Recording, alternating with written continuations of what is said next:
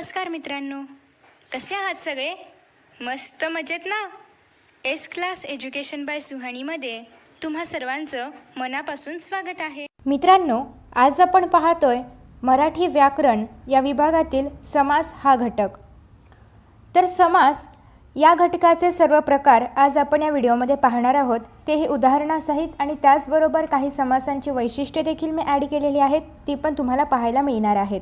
तर त्याआधी पहिल्यांदा आपण समास म्हणजे काय किंवा सामासिक शब्द म्हणजे काय किंवा सामासिक शब्दाचा विग्रह म्हणजे काय हे सगळं समजून घेणार आहोत. तर जसं की आपण तुमच्या जीवनातला सगळ्यात महत्त्वाचा घटक घेऊया, तो म्हणजे क्रीडांगण. आता क्रीडांगण हा शब्द आहे, परंतु क्रीडांगण या शब्दामध्ये दोन शब्द लपलेले आहेत. आपण आधी क्रीडांगण हा शब्द इथे लिहून घेऊया. ओके. आता क्रीडांगण या शब्दामध्ये जर तुम्ही पाहिलं तर या ठिकाणी क्रीडेसाठी अंगण असा याचा विग्रह होतो. आता जो विग्रह आहे त्याला आपण सामासिक शब्दाचा विग्रह असं म्हणतो आणि क्रीडांगणला आपण सामासिक शब्द असं म्हणतो. मग नेमका समास म्हणजे काय? तर आता मी ज्याप्रमाणे सांगितलं, क्रीडेसाठी अंगण. मग क्रीडेसाठी अंगण यामधलं साठी आपण ड्रॉप केलेला आहे, म्हणजे वगळलेला आहे. क्रीडेमधला मात्रा आपण वगळलेला आहे. ओके. मग हे सगळे वगळून जे दोन महत्त्वाचे शब्द आहेत, त्यांचे जे विभक्ती प्रत्यय वगैरे आहेत किंवा मधले काही शब्द आहेत, तर ते वगळून जे मूळ शब्द आहेत तर ते एकत्रित आणले जातात, त्यांचा एकच जोड शब्द तयार केला जातो. हे सगळं करण्याची जी प्रक्रिया आहे त्याला आपण समास असं म्हणतो. ओके. आणि हा जो नवीन तयार झालेला क्रीडांगण शब्द आहे त्याला आपण सामासिक शब्द असं म्हणतो. आता जेव्हा आपण क्रीडांगणचं क्रीडेसाठी अंगण करू तेव्हा त्याला विग्रह असं म्हणणार आहोत. ओके. तर हे होतं समासाबद्दल बेसिक. आता आपण नेमकं समास म्हणजे काय तर ते जाणून घेणार आहोत.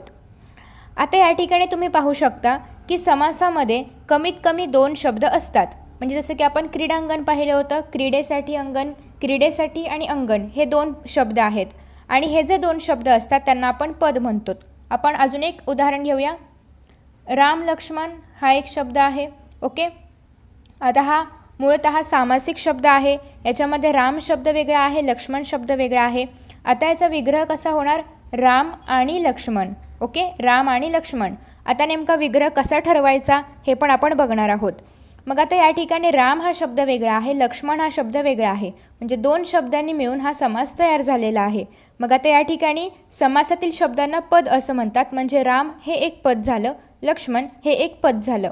आणि पहिल्या पदाला पहिलं पद म्हणतात, दुसऱ्या पदाला दुसरे पद म्हणतात. म्हणजे राम झालं पहिले पद, लक्ष्मण झालं दुसरे पद. ओके. त्याच्यानंतर समासातील कोणते पद महत्त्वाचे किंवा प्रधान आहे यावरून समासाचे प्रकार ठरतात. म्हणजे समासामध्ये आता दोन शब्द आहेत. या ठिकाणी आपण राम आणि लक्ष्मण हा एक सामासिक शब्द घेतला होता. याच्यामध्ये राम पण महत्त्वाचा आहे, लक्ष्मण पण महत्त्वाचं आहे, म्हणजे याच्यामध्ये दोन्ही पदं महत्त्वाची आहेत. ओके. मग अशा पद्धतीने समासामध्ये कुठली पदं महत्त्वाचं आहे किंवा एक पद महत्त्वाचं आहे की दोन्ही पण महत्त्वाचे आहेत किंवा दोन्ही पण महत्त्वाचे नाही आहेत का, तर याच्यावरून समासाचे मुख्य चार प्रकार पडतात. ओके. मग आता याच्यामध्ये जे महत्त्वाचं पद आहे त्याला आपण प्रधान पद म्हणतो आणि शक्यतो आपण पॉझिटिव्ह साईन इथे मी दिलेला आहे, म्हणजे प्लस साईन दिलेला आहे प्रधान आहे म्हणून. आणि जे पद कमी महत्त्वाचं आहे, म्हणजे पहिल्या पदापेक्षा म्हणजेच प्रधान पदापेक्षा कमी महत्त्वाचं आहे, तर त्याला आपण गौण पद म्हणतो. ओके. आता प्रधान पद हे पहिलं पद असेल किंवा दुसरं पदही असू शकतं. गौण पद हे पण पहिलं पण असू शकतं किंवा दुसरं पण. ते आता तुम्हाला पुढच्या स्लाईडमध्ये पाहायला मिळेलच. तर आता या ठिकाणी आपण कोणतं पद महत्त्वाचं आहे किंवा कोणतं पद प्रधान आहे यावरून समासाचे जे चार मुख्य प्रकार पडतात तर ते पाहणार आहोत. आता या ठिकाणी पहिल्या पदासंदर्भात आहे, या ठिकाणी दुसऱ्या पदासंदर्भात आहे आणि पुढे समासाचा प्रकार आहे.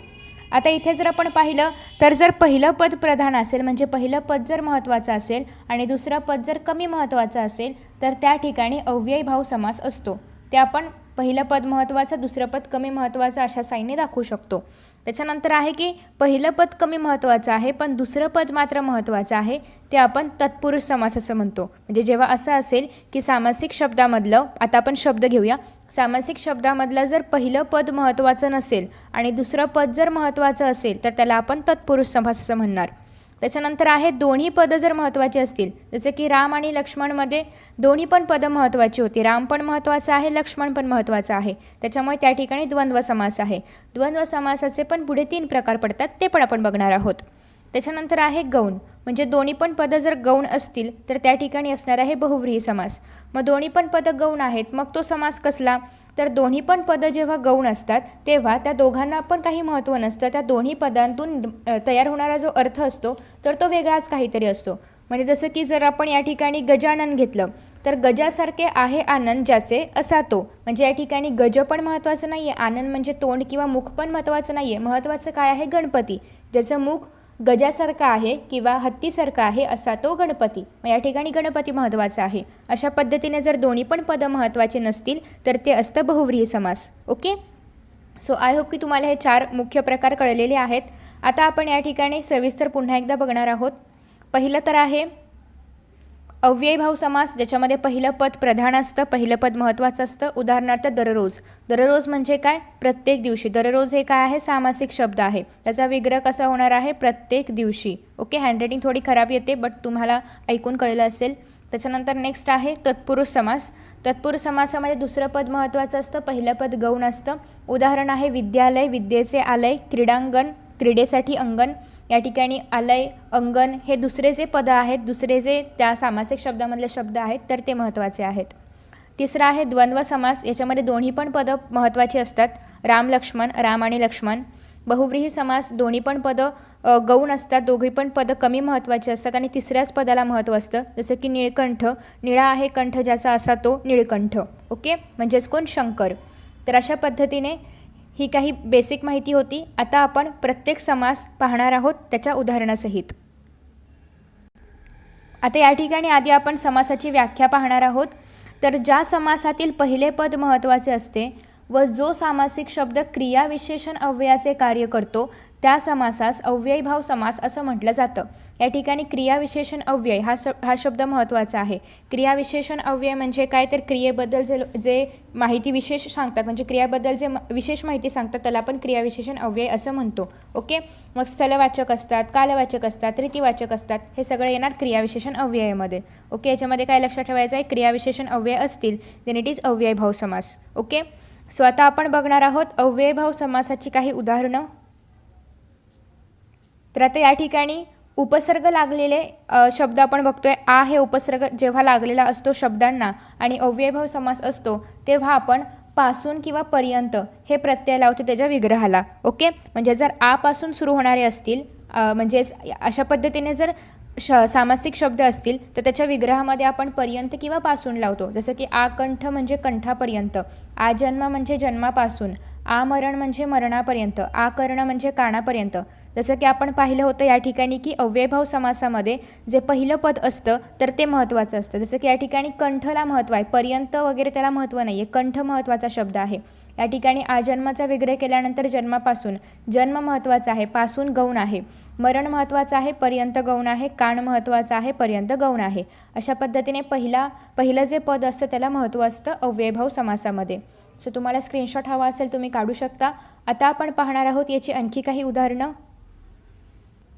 आता या ठिकाणी आहे पुढील उदाहरण प्रतिक्षण, म्हणजे या ठिकाणी प्रत्येक क्षणी. आता क्षण तर असतातच पण त्यातलं प्रत्येक हे पहिलं पद महत्त्वाचं आहे.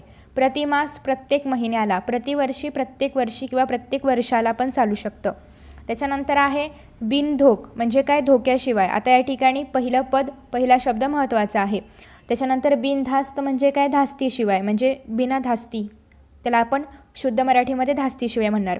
बिनचूक म्हणजे काय? चुकीशिवाय.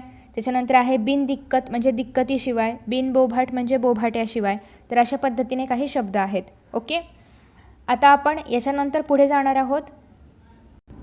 आता या ठिकाणी शब्दांची पुनरावृत्ती होते, म्हणजे जसं की दारोदारी, दारोदार. ओके, दारोदार म्हणजे काय? प्रत्येक दारात, घरोघर, घरोघरी पण येऊ शकतं किंवा घरोघर पण चालतं. दारोदारी पण येऊ शकतं किंवा दारोदार पण. प्रत्येक घरात म्हणजे घरोघर.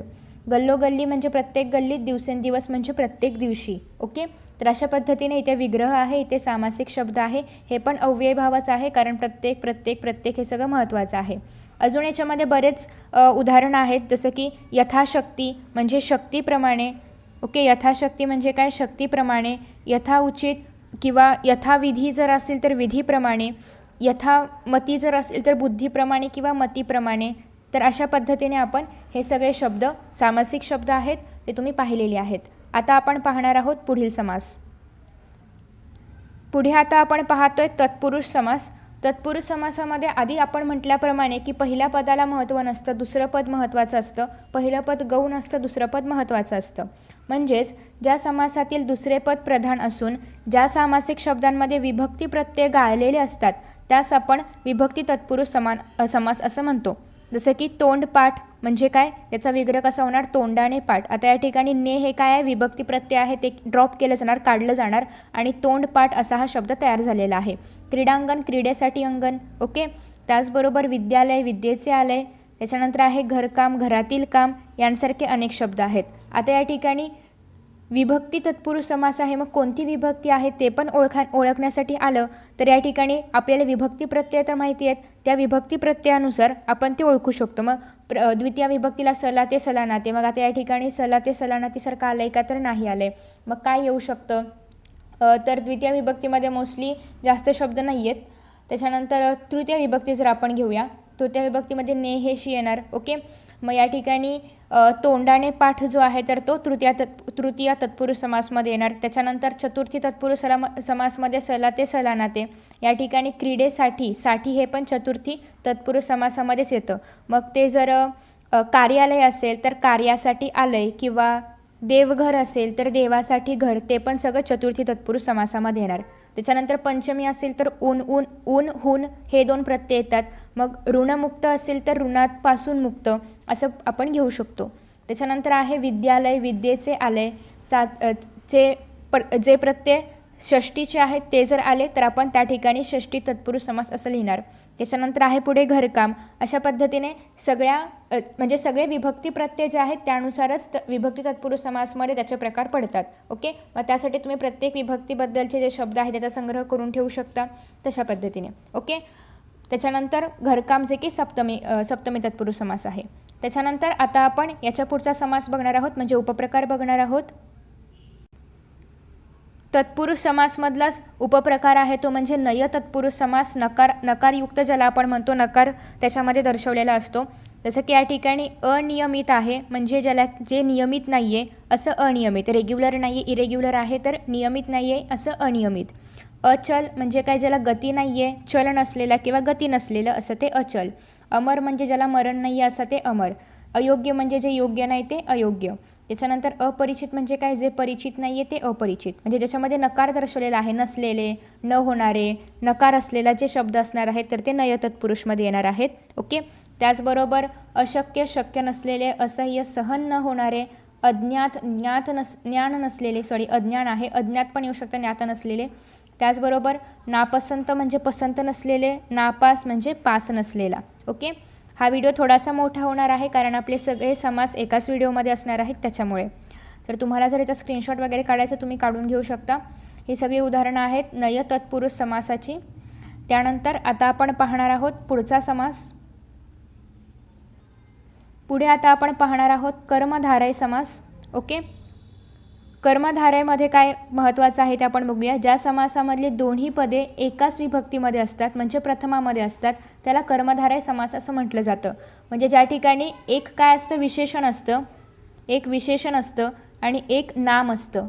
ओके. एक विशेषण असतं, एक नाम असतं, दोघं पण एकाच विभक्तीमध्ये असतात, शक्यतो प्रथमामध्येच असतात, त्याला आपण कर्मधारय समास असं म्हणतो. हे पण तत्पुरुष समासाचंच म्हणजे एक सब टाईप आहे, एक उपप्रकार आहे. ओके. याच्यामध्ये दोन्ही पण पदं महत्त्वाचे असतात, दोन्ही पण प्रथमामध्ये शक्यतो असतात, म्हणजे सगळे प्रथमामध्येच असतात आणि याच्यामध्ये विशेषण, नाम अशा पद्धतीची जोडी असते. ओके. आता याची उदाहरणं आपण पाहूया.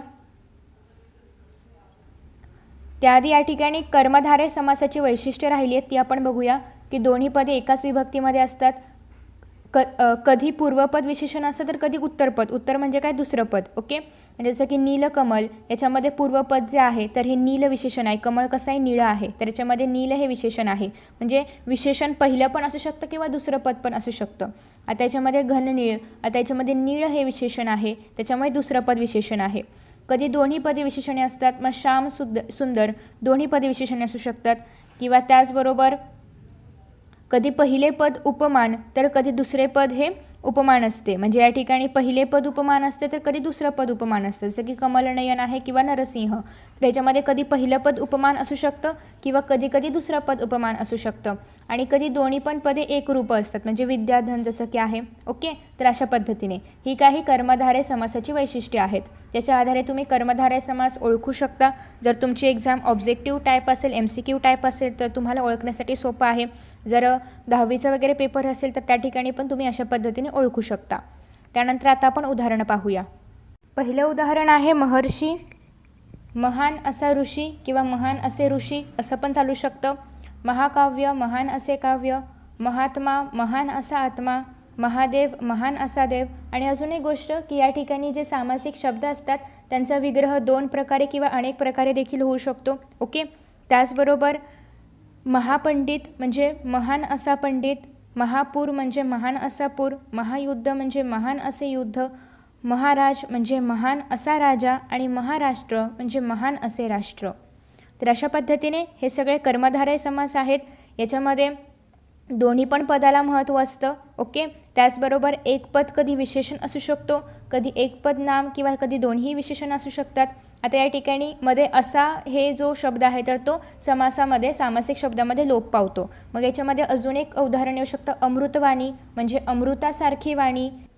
त्याचबरोबर अनेक परीक्षांना विचारला गेलेला शब्द म्हणजे ज्ञानामृत. आता ज्ञानामृत हा जो सामासिक शब्द आहे याचा विसर्ग नेमका कसा होतो तर ज्ञानरूपी अमृत असा त्याचा विसर्ग होतो. ज्ञानरूपी अमृत. ओके,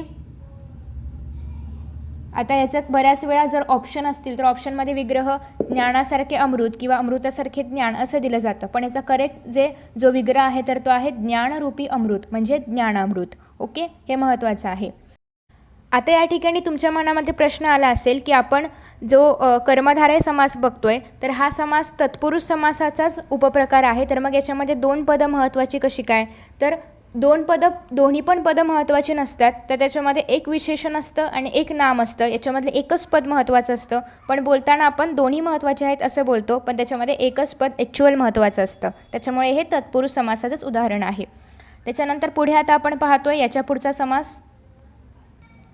समास आहे द्विगु समास. अतिशय सोपा समास आहे की या समासामध्ये दुसरं पद प्रधान असतं, कारण हा कुणाचा प्रकार आहे, तत्पुरुष समासाचाच प्रकार आहे. त्याच्यामुळे अर्थातच दुसरं पद प्रधान असणार आहे. आणि पहिलं पद हे संख्या विशेषण असतं आणि त्यास द्विगु समास असं म्हटलं जातं. उदाहरणार्थ त्रिभुवन, त्रिभुवनाचा विग्रह कसा होतो, 3 भुवनांचा समूह असं ते त्रिभुवन. चौकोन म्हणजे 4 कोणांचा समूह. पंचपाळे म्हणजे 5 पाळ्यांचा समूह. दशदिशा म्हणजे 10 दिशांचा समूह. नवरात्र म्हणजे 9 रात्रींचा समूह. अशा पद्धतीने या ठिकाणी यांचा विग्रह होतो. म्हणजे याच्यामध्ये त्रिभुवन. आता याच्यामध्ये पहिलं काय आहे, संख्या विशेषण आहे. त्रिसंख्या विशेषण आहे, चौ संख्या विशेषण आहे, पंच आहे, दश आहे, नव आहे. आणि दुसरं जे आहे तर ते या ठिकाणी दुसरं पद ते प्रधान आहे म्हणजे मुख्य आहे. भुवन मुख्य आहे. किती भुवन आहेत तर 3 भुवन आहेत. कोण मुख्य आहे, किती कोण आहेत तर 4 कोण आहेत. पाळांचा समूह असं आपण म्हणतो. पाळे आहेत पण किती आहेत, 5 आहेत, 5 आहेत. दिशा आहेत किती आहेत, 10 आहेत. ओके, तर अशा पद्धतीने पहिलं जे आहे तर ते संख्या विशेषण आहे आणि दुसरं पद जे आहे तर ते प्रधान आहे, महत्त्वाचं आहे. तर अशा पद्धतीने हा होता द्विगु समास. अतिशय सोपा आहे. आता या ठिकाणी जी आपण व्याख्यामध्ये वैशिष्ट्ये पाहिली होती तीच या ठिकाणी दिलेली आहेत. एकतर पहिलं द्विगु समासामध्ये पहिलं पद जे असतं तर ते संख्यावाचक असतं आणि हा समास नेहमी एकवचनामध्ये असतो, हे सगळ्यात महत्त्वाचं आहे. त्याचबरोबर सामासिक शब्दावरून याच्या एका समुच्चयाचा बोध होतो. म्हणजे जसं की नवरात्र एक समूह आहे, 9 रात्रींचा समूह आहे. एक रात्र आहे का, नाही. किती रात्र आहेत, 9 रात्र आहेत. त्याच्यामुळे 9 रात्रींचा समूह. त्याच्यामुळे याच्यावरून एका पूर्ण समुच्चयाचा बोध होतो. तर अशा पद्धतीने ही आहेत द्विगु समासाची वैशिष्ट्य. उदाहरणं तुम्हाला कळलेली आहेत, व्याख्या कळलेली आहे. आता आपण जाऊया पुढच्या समासाकडे. पुढचा समास आपण पाहतोय द्वंद्व समास. ज्या समासातील दोन्ही पदे अर्थदृष्ट्या प्रधान असतात, म्हणजे दोन्ही पण पदे मुख्य आहेत. जसं की उदाहरण आपण पाहिलं होतं राम लक्ष्मण. याच्यामध्ये राम पण महत्त्वाचा आहे, लक्ष्मण पण महत्त्वाचा आहे. तर अशाच पद्धतीचे अजून उदाहरणं पण आपण बघणार आहोत. याला आपण द्वंद्व समास म्हणतो की ज्याच्यामध्ये दोघं पण महत्त्वाचे आहेत. पहिलं पद पण दुसरं पद पण ते द्वंद्व समास आहे. ओके, पण या द्वंद्व समासाचे पण पुढे 3 प्रकार पडतात. एक तर आहे इतरेतर द्वंद्व. मग आता हे ओळखायचं कसं, इतरेतर कुठलं आहे ते पण तुम्हाला सांगितलं जाणार आहे. त्याचबरोबर आहे वैकल्पिक द्वंद्व समास, त्याच्यानंतर आहे समाहार द्वंद्व समास. ओके, प्रत्येकाची व्याख्या, वैशिष्ट्य सगळं काही आपण पाहणार आहोत, उदाहरणं पाहणार आहोत. आता आपण पहिल्यांदा पाहूया इतरेतर द्वंद्व समास. ज्या समासाचा विग्रह करताना आणि व या समुच्चयबोधक उभयान्वयी अव्ययांचा उपयोग केला जातो तर त्याला आपण इतरेतर द्वंद्व समास असं म्हणतो. म्हणजे एखाद्या शब्दाचा विग्रह करताना जर आपण आणि वापरतो किंवा व वापरतो, राम लक्ष्मण याच्यामध्ये राम आणि लक्ष्मण आहे म्हणजे ते काय आहे, इतरेतर द्वंद्व आहे. आणि व हे काय आहेत, समुच्चयबोधक उभयान्वयी अव्यय आहेत. म्हणजे आणि किंवा व या समुच्चयबोधक उभयान्वयी अव्ययांचा जर आपल्याला वापर करावा लागत असेल समासाचा विग्रह करताना तर तो असणार आहे इतरेतर द्वंद्व समास. जसं की या ठिकाणी वैशिष्ट्ये दिलेली आहेत. अर्थासाठी दोन्ही पदांची अपेक्षा असते. राम लक्ष्मणमध्ये राम पण महत्त्वाचा आहे, लक्ष्मण पण महत्त्वाचा आहे, राम आणि लक्ष्मण. त्याच्यानंतर विग्रह करताना आणि किंवा व या दोन प्रकारच्या समुच्चयबोधक अव्ययांचा वापर केला जातो. आपण उदाहरणं पाहूया, तुम्हाला लगेचच कळेल, अतिशय सोपं आहे. उदाहरणं पण अतिशय सोपी आहेत. पहिलं उदाहरण आहे अजरामर म्हणजे अजर आणि अमर. अबीर मंजिरी म्हणजे अबीर आणि मंजिरी. अहिनकुल म्हणजे अहि आणि नकुल.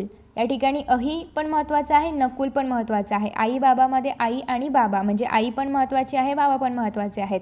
आई वडीलमध्ये पहिलं पद आहे आई महत्त्वाचं आहे, दुसरं पद आहे वडील ते पण महत्त्वाचं आहे आणि ते आणीनं जोडले. आता या ठिकाणी आणीच्या ऐवजी तुम्ही व देखील वापरू शकता, आई व बाबा किंवा आई व वडील, पण शक्यतो आणि जास्त वापरलं जातं त्याच्यामुळे आणीच वापरलेलं चांगलं आहे. इंद्राद्री म्हणजे काय, इंद्र आणि इतर देव. इंद्र अधिक अदी म्हणजे जर आपण संधी करायची म्हटली तर इंद्र अधिक अदी त्याच्यामुळे इंद्र आणि इतर देव असं या ठिकाणी तयार होणार आहे समास. ओके, तर आपण समासामध्ये अधिक वगैरे असलं काही वापरत नाही. त्याच्यानंतर आता आपण पाहूया पुढील समास.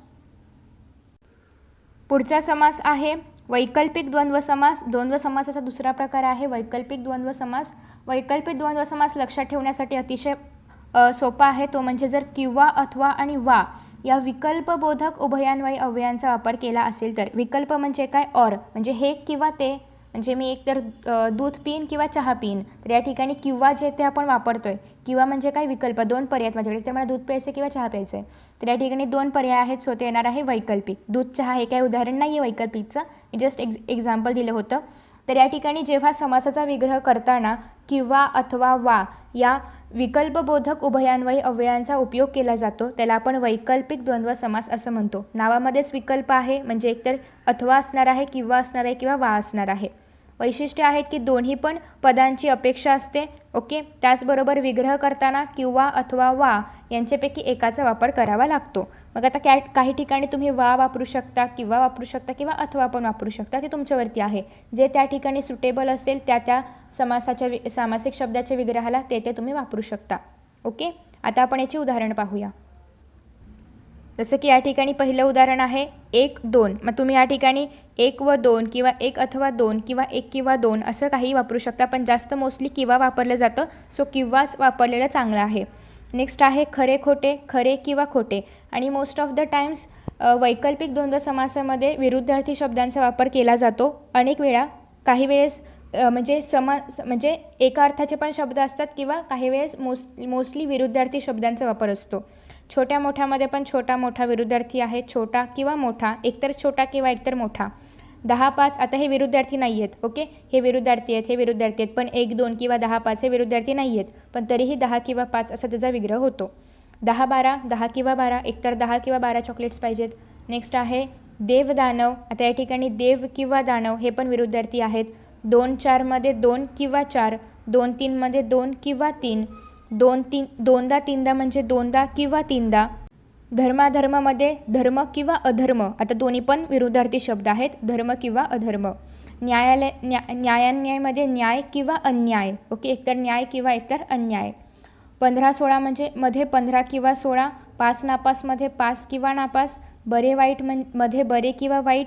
भेदाभेदमध्ये भेद किंवा अभेद. ओके, या ठिकाणी पण संधी होऊन भेदाभेद झालेला आहे, ते भेद अभेद म्हणजेच भेदाभेद. ओके, त्याच्यानंतर आता आपण पाहणार आहोत यापुढील समास. आपण जरा फास्ट चाललो आहे कारण आपल्याला सगळे समास कवर करायचे आहेत आणि आय होप की तुम्हाला या स्पीडने समजते, कारण समास खूप सोपे झाले असतील आता. सो आता आपण पुढील समासाचा प्रकार पाहणार आहोत, समाहार द्वंद्व समास. आणि जर माझ्या बोलण्याची स्पीड जास्त होत असेल सो तुम्ही प्लेबॅक स्पीड कमी करून व्हिडिओ पाहू शकता. समाहार द्वंद्व समास. समाहार द्वंद्व समास या समासामध्ये पदांचा विग्रह करताना त्यातील पदांच्या अर्थाशिवाय त्याच्या जातीचा किंवा इतर पदाचाही त्याच्यामध्ये समावेश असतो. त्याला आपण समाहार द्वंद्व म्हणतो. जसं की अंथरूण पांघरूण, याच्यामध्ये अंथरूण आहे, पांघरूण आहे, अजून झोपण्यासाठी लागणाऱ्या इतर खूप साऱ्या गोष्टी येतात. मग अंथरूण पांघरूण हा जो शब्द आहे तर तो अनेक गोष्टींच्या समूहाचं या ठिकाणी वर्णन करतो आहे. मग अंथरूण पांघरूण वगैरे. त्याचबरोबर केर कचरा, त्याच्यामध्ये केर कचरा अजून काहीतरी असेल त्याच्यामध्ये कचऱ्यासोबतच, मग केर कचरा वगैरे. ज्या ठिकाणी वगैरे वापरलेलं असतो तर त्याला आपण समाहार द्वंद्व समास असं म्हणतो, कारण तो समूह समाहार पूर्ण समूह दाखवतोय त्याच्यामुळे. सो समाहार द्वंद्व समासाची वैशिष्ट्ये आपण इथे बघू शकतो. समासातील पदांचा विग्रह करताना त्यातील पदांच्या अर्थाशिवाय त्याच्या पूर्ण जातीचा पूर्ण एका ग्रुपचं वर्णन किंवा समावेश असतो. समासामध्ये आलेल्या आणि त्या जातीच्या इतर वस्तूंच्या समुदायालाही महत्त्व असतं. म्हणजे जसं की आपण पाहिलं केर कचरामध्ये सगळा समूह येतोय. ओके, जाती धर्मामध्ये पण जाती धर्म वगैरे पूर्ण समूह येतोय. तर अशा पद्धतीने जे शब्द असतात त्याला आपण समाहार द्वंद्व समास असं म्हणतो. आणि म्हणून हा समास एकवचनामध्ये असतो. म्हणजे फक्त एक समूहाचं एका ग्रुपचं वर्णन केलेलं असतं. त्या ग्रुपमध्ये खूप सारे जण जरी असले तरी ग्रुप नेहमी एकवचनामध्येच असतो. त्याच्यामुळे हा समास एकवचनामध्ये असतो. ओके, आता आपण याची उदाहरणं पाहूया. आणि उदाहरणं पण खूप सारी आहेत, त्याच्यावरून तुम्हाला समजून जाईल की जरी तुम्हाला डेफिनेशनमधले शब्द अवघड वाटले असतील तर तुम्ही उदाहरणांमार्फत आरामात समजून घेऊ शकता. गप्पा गोष्टीमध्ये गप्पा गोष्टी वगैरे. आता गप्पा गोष्टी करताना फक्त गप्पा किंवा फक्त गोष्टी नसतात, अजून बरंच काही असतं. सो गप्पा गोष्टी वगैरे. गंध फुलेमध्ये गंध आहे, फुले आहे, अजून पानं बिनं असतील तर ते सगळे वगैरे. ओके, गुरे वासरे वगैरे. चिल्ली पिल्ली वगैरे. हा शब्द कसा लिहायचा हे लक्षात ठेवणं गरजेचं आहे. चूल भूल वगैरे. त्याच्यानंतर जरामरण वगैरे. जाती धर्म वगैरे. तिळगुळ वगैरे. दाना पाणी वगैरे. देखभालमध्ये देख म्हणजे पाहणे, थोडक्यात देख लिहायचं नाही कारण देख हा शब्द नाही आहे. पाहणे आणि भाल म्हणजे सांभाळ करणे, म्हणून पाहणे सांभाळणे वगैरे. धावपळमध्ये काय आहे, धावपळ वगैरे लिहायचं नाही, धावणे पळणे वगैरे, कारण क्रियापद आहे धावणे पळणे. पानपत्रावळमध्ये पानपत्रावळ वगैरे. पालापाचोळ्यामध्ये पाला पाचोळा वगैरे. अशा पद्धतीने हा विग्रह होणार आहे. सो तुम्हाला ही सगळी उदाहरणं समजली असतीलच. आता आपण जाऊया आपल्या पुढच्या समासाकडे. हा समास सगळ्यात महत्त्वाचा समास आहे, बहुव्रीही समास.